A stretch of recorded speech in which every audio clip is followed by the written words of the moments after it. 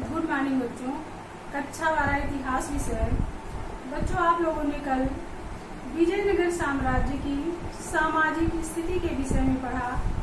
आज आप लोग विजयनगर साम्राज्य की आर्थिक स्थिति के विषय में पढ़ेंगे। विजयनगर साम्राज्य अपने समय का अत्यंत उन्नतिशील साम्राज्य था। यहाँ आए हुए विदेशी यात्री पुर्तगाल के यात्री पेश और अब्दुल रज्जाक फारस के, उन्होंने अपने यात्रा वृत्तांतों में विजयनगर साम्राज्य के आर्थिक स्थिति के विषय में, सामाजिक स्थिति के विषय में विस्तृत वर्णन किया है, जिसमें हम सबसे पहले देखते हैं राज्य की समृद्धि। विजयनगर साम्राज्य विश्व के अत्यंत संपन्न धनी राज्यों में गिना जाता था। विजयनगर साम्राज्य अत्यंत उन्नतशील अवस्था में था। अब्दुल रज्जाक ने विजयनगर साम्राज्य के उन्नति का विस्तृत वर्णन किया है कि उस समय विजयनगर साम्राज्य बहुत ही उन्नत अवस्था में था। देश इतना अच्छा बसा हुआ था कि उसका वर्णन करना, चित्र प्रस्तुत करना बहुत ही मुश्किल था। राजा के कोष में अनेक गड्ढे खुदे हुए थे जिसमें सोना भरा जाता था। यहाँ के सभी निवासी, चाहे वो ऊंचे वर्ग के हों या निम्न वर्ग के हों, सभी के हाथ में, बाजुओं में, गले में, सब जगह सोने और मोतियों के, रत्नों के आभूषण पहने हुए होते थे। पेश के अनुसार, पेश ने उस समय की राज व्यवस्था का वर्णन किया है कि बहुत ही धनी समाज था। राजा के पास बहुत से हाथी, घोड़े, हीरे, मोती, जवाहरात भरे हुए थे। समाज बहुत ही उन्नतशील अवस्था में था। यहाँ अनेक प्रकार के अनाज पैदा होते थे। गेहूं, चावल, चना, दालें पैदा होती थी। इसके बाद हम देखते हैं दूसरी, कृषि। कृषि की क्या स्थिति थी? विजयनगर साम्राज्य की कृषि की स्थिति, कृषि बहुत ही उन्नतिशील अवस्था में थी। पर्याप्त मात्रा में अन्न उत्पन्न होता था। जलाशयों, नहरों, बांधों के द्वारा, तालाबों के द्वारा सिंचाई की जाती थी।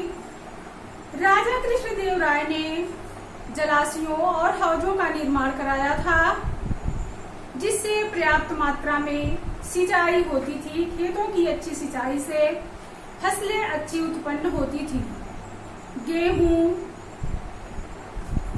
चावल, दालें आदि फसलें पर्याप्त मात्रा में उत्पन्न होती थी। यहाँ आम, कटहल, अंगूर, संतरा आदि फल भी पर्याप्त मात्रा में उत्पन्न होते थे। इसके बाद अगला है उद्योग धंधे। विजयनगर में उद्योग धंधे, वस्त्र उद्योग, धातु उद्योग अत्यधिक विकसित अवस्था में था। इसके अलावा अनेक उद्योग धंधे भी पर्याप्त मात्रा में विकसित थे। इसके बाद है व्यापार। विजयनगर साम्राज्य का व्यापार भी अत्यधिक विस्तृत था। व्यापार देश के अंदर भी होता था और बाहर। आंतरिक व्यापार और बाह्य व्यापार दोनों होता था। आंतरिक व्यापार देश के अंदर होता था और बाह्य व्यापार एक देश से दूसरे यानी विदेशों के लिए होता था। और ये व्यापार जल मार्ग द्वारा यानी समुद्री जहाजों के द्वारा भी होता था और थल मार्ग द्वारा भी होता था। चीन, ईरान, अफ्रीका आदि देशों से हमारे व्यापारिक संबंध थे। उस समय विजयनगर साम्राज्य से दूसरे देशों को सामान भेजा जाता था और दूसरे देशों से मंगाया जाता था। जो वस्तुएं नहीं थी जैसे चावल, शक्कर आदि वस्तुएं विदेशों, वस्त्र आदि वस्तुएं विदेशों को भेजी जाती थी और घोड़े, हाथी, कोयला आदि विदेशों से मंगाया जाता था। कृष्णदेव राय ने व्यापार के लिए अपनी पुस्तक में वर्णन किया है कि हर राजा को व्यापार के लिए सुविधाएं प्रदान करनी चाहिए, बंदरगाहों की मरम्मत करवानी चाहिए, जिससे हमारा विदेशों से व्यापार अच्छी तरह से हो सके। हम विदेशों से घोड़े, हाथी, जो भी हमारी आवश्यकता की वस्तुएं हैं, हम विदेशों से आयात कर सकें। विजयनगर साम्राज्य अत्यंत संपन्नशील साम्राज्य था। यहाँ सोने की, तांबे की मुद्राएं भी प्रचलित थी। इसके बाद हम देखते हैं विजयनगर साम्राज्य की धार्मिक स्थिति। विजयनगर साम्राज्य की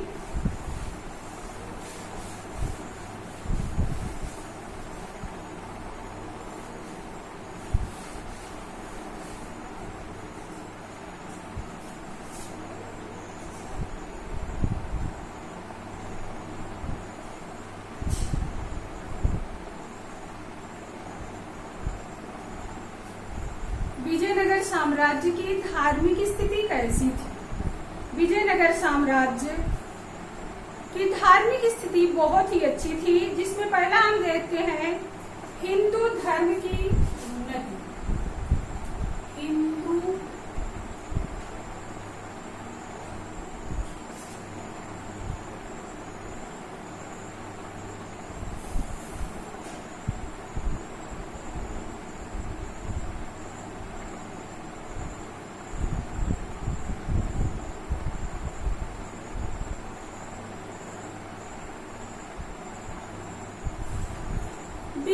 विजयनगर साम्राज्य के शासक हिंदू धर्म को मानने वाले थे।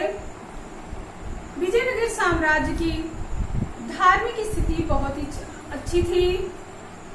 यहाँ के शासक अधिकतर शैव धर्म के वैष्णव धर्म के मानने वाले थे। वैष्णव धर्म का अधिक मात्रा में प्रचार प्रसार हुआ। शैव धर्म भी साथ साथ शैव धर्म का भी प्रचार प्रसार हुआ।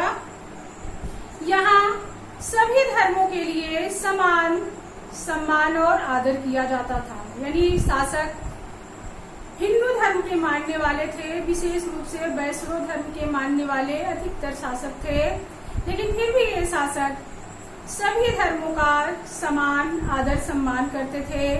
सभी धर्म के लोगों को अपने कार्य करने की स्वतंत्रता थी। अपने धर्म के अनुसार कोई भी व्यक्ति कार्य कर सकता था, किसी पर कोई अत्याचार नहीं था, सभी को समान सम्मान दिया जाता था। इस समय यज्ञ हवन आदि का भी प्रचलन था। यहाँ दूसरा पॉइंट है धार्मिक सहिष्णुता।